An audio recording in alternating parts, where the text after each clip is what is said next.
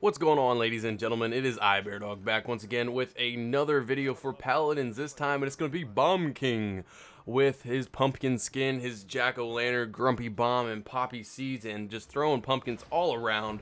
Probably one of my favorite skins in the game and slowly becoming one of my favorite characters. Keep in mind, this is not going to be the most outstanding gameplay. It's definitely not a bad gameplay, but it's definitely not the most outstanding. Bomb King, I really do think that he has one of the higher learning curves in the game on learning how to play him and how to use all his I guess his abilities to the fullest. And it's one of those things where you don't really think about the poppy seed, which is his blowback, which you'll see me use a few times here. And it actually can be really useful with disengaging or making enemies disengage with you. So you'll see me use that a few times, and I've actually gotten quite good with using it here. I was trying to get away from the ruckus, as you can see, just changing my position up a little bit, and I have a very little health. So that's really what I've been using that poppy seed for, is really just trying to get away from enemies. And it can be really good for that, and it can also be really good for flanking as well. It's one of those things you don't typically think as Bomb King as a flanker, but you see I get into this position over here. It's not really a flank like you would traditionally see a Sky or Androxus do, but you could definitely go around the side of them, throw a grumpy bomb on the capture point or the payload, and then start, once they get stunned, and then start throwing your left click, your regular sticky bombs. So it's one of those things where I think you can definitely flank with him a little bit. Not a traditional flanking position, but he can do a crap ton of damage, and a good Bomb King can definitely change the tide of a game if he's throwing out some good damage within the game. Unfortunately, looks like I got caught up a little bit too close to that Ying. Ying is damage really close range. If she stays around her, I guess her healers, her little ghosts, whatever you want to call them, AIs, whatever they are. I don't play Ying. I'd never play Ying. I would like to eventually at some point, but definitely not one of the characters I'm terribly interested in playing. Not that she's a bad character. My buddy plays Ying and plays her very well. And this is one of those situations where like I said, use that poppy bomb, get away from that Sky. You don't want to stick in those close engagements with Bomb King. People will make the mistake just because he has a ton of damage. He does not have that great of health. Yes, he has more health than a Victor or Androxus or Sky, but he's still just a damaged character. So you really do not want to be sitting in close range with him if you can help it. You want to be medium to long range, and you want to get away from the enemy. You don't want them right next to you, right in your face. Most characters, I think, have a little bit better. I'm trying to think of somebody that has a worse close range scenario in this game. Cassie's not amazing, but as long as you have some decent aim, you can definitely do some good damage with her. But for the most part, most other characters have a better close range situation. Because he throws those sticky bombs a little bit slower, he does not, just instantly throw them out. But this is what I'm talking about with using the grumpy bomb. Start throwing it on the payload, start stunning them. Even if you don't get the kill, it might stun them for your teammates to go ahead and get the kill. So it's one of those things where you definitely want to go ahead and try to use it to your fullest ability. Use your grumpy bomb, use your ultimate smart. Grumpy bomb can definitely help out with those points. Here I see, looks like I think Sky or Eevee went ahead and dashed into me, and I was just trying to get away, but unfortunately did not get away in time. But yeah, it happens though. That's one of those things where Sky and any of those flanks are going to be a really good counter to Bomb King. That's where you have to be really cognizant of your positioning with Bomb King. You don't want to flank too hard. You really want to kind of stay behind your tanks and your healers, and try to use your flanking and get around them as much as you can. It's one of those things where if you sit there, and I sat there and just started taking it from ruckus, it was going to end up badly for me and poorly. As you can see, I just kind of mishit that. But once they are on the payload like that, you can just start stacking your sticky bombs right onto them, because they have to push the payload. They have to do something.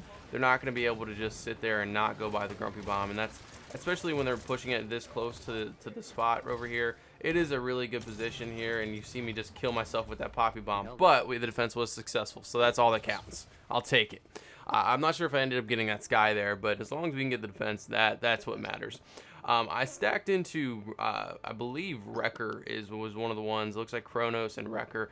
The reason why I went Wrecker in this game type or game mode, because the other team has Ruckus, who has a shield that he pops, and I want to do some good damage against him alone, trying to counter him because he's a big moving target that I can counter, and also Makoa because he does have those shields. So the quicker that we can get those two down, because they are tankier characters. I don't want to say Ruckus is a pure tank because he is a good damage, but he also has a lot of health.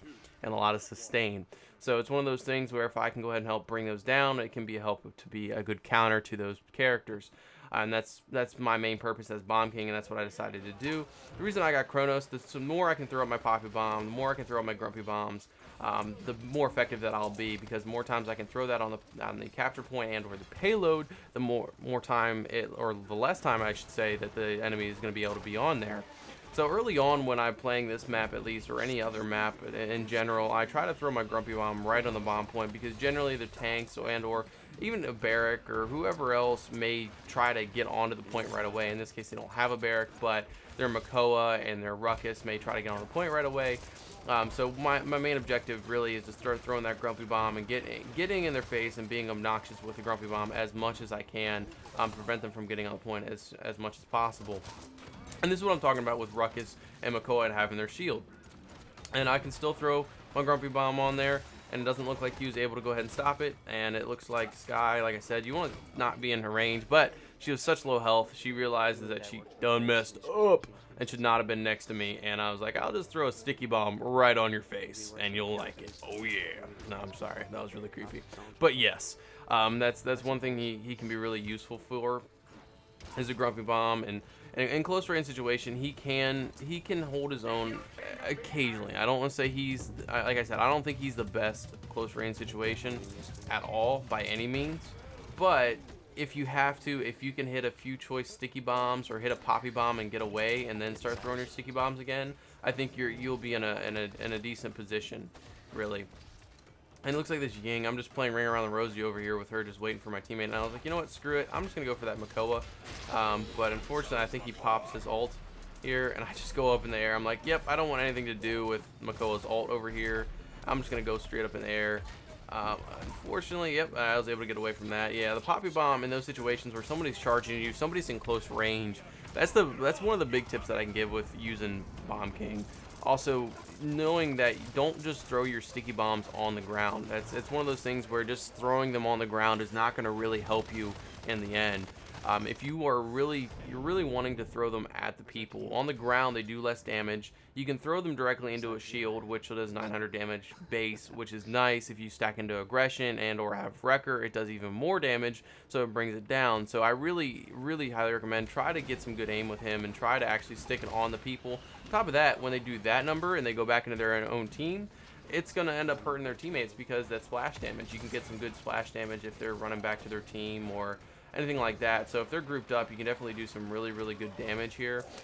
Right here, I'm trying to look out for that damn flank. I was like, you know what, Eevee, I don't feel like dealing with you, or not Eevee, but Sky. I mean, it could be an Eevee like that, but I definitely was not wanting to do that. And here you'll see me get away with barely any health from that bomb, and I was like, hey, you know what, here you go, Sky. You can go ahead and have another Poppy Bomb to your face. So depending on the situation, you can definitely outplay some flanks and be a good counter to those. But really, I think with the way I would use him and the characters that I would go, or champions I should say, that I would go after, really are your big, like, Rovers, your Ruckuses, your Makoas, Barracks, not Reinhardt, that's Overwatch, Fernando. I mean, might as well be what's his name, Reinhardt, might as well, about the same thing. So, you know, it's one of those things where you would really want to go after your big meaty characters that have a lot of health, because you do a lot of damage. You know, I mean, if you can go ahead and help hit a few flanks here and there, that's good, but you're not a close range character for the most part. And it looks like I ended up stacking into lifesteal, so I have a little bit more sustain. I believe we do have a Maldamba and a Grover, so I could have, like in my other gameplay, Victor, I could have stacked into Rejuvenate if I really wanted to, but the way I was playing them, I wasn't necessarily around Grover and Maldamba consistently pushing the payload like they were. I was more or less using them as a flank and trying to catch Ruckus and Makoa off guard as much as I possibly could. And occasionally getting Sky and Victor in it, but they weren't really my main concern. So when you're playing a champion, understand what his role is in the game, and that's one of the biggest things that I run into in casual, and the reason why I prefer competitive is because for the most part, I would say most people in competitive have at least gotten to that level to where they know what the role of their character is, maybe not what their counters are, but they at least know who their role is and who they should be countering and who they should be actually going against. So it's one of those things. It looks like Sky's trying to get away over here, and it looks like I think she manages to get away. She pops her little smoke bomb. Here I see looks like I want to say they're all on the site. So I'm like, you know what? Pop my ulti, kill a few people, drop my grumpy bomb in here, stun them if they didn't already die. So now they're only down a few players. And that's one of, like, going back to what I was saying earlier about knowing your role. If you don't know your role in this, if you don't know where you should be playing, you don't know, how you should be playing the characters, it's good to look up videos, look up guides, maybe even get a better deck build to help you out. I don't say it's the most important thing, have an amazing deck build for Bomb King. It definitely does help. One of the characters you'll really notice it with is Barrack. If you do not have a good build with Barrack, you don't have the right shielding, you don't have the right turret set up, you'll notice it. And it's one of those things where he can be a highly effective pusher on that on the bomb site, or not a bomb site, but payload or capture point. My Counter-Strike's come showing, I'm sorry. But yeah, he can show, play really well. Just a few seconds ago, you were seeing my flanking. What I really was trying to do is get over in the face and go ahead and play to the side of them. But it looks like we won the game. That is going to be about it for me. I believe I'll go ahead and show you guys the rewards. I don't want to... Ooh, and I got play of the game. I forgot about that. Picked the video, and I didn't know I got play of the game. So sit back and enjoy the play of the game, boys and girls. This is actually where I was talking about flanking. Throwing from the sides and doing some good damage, man.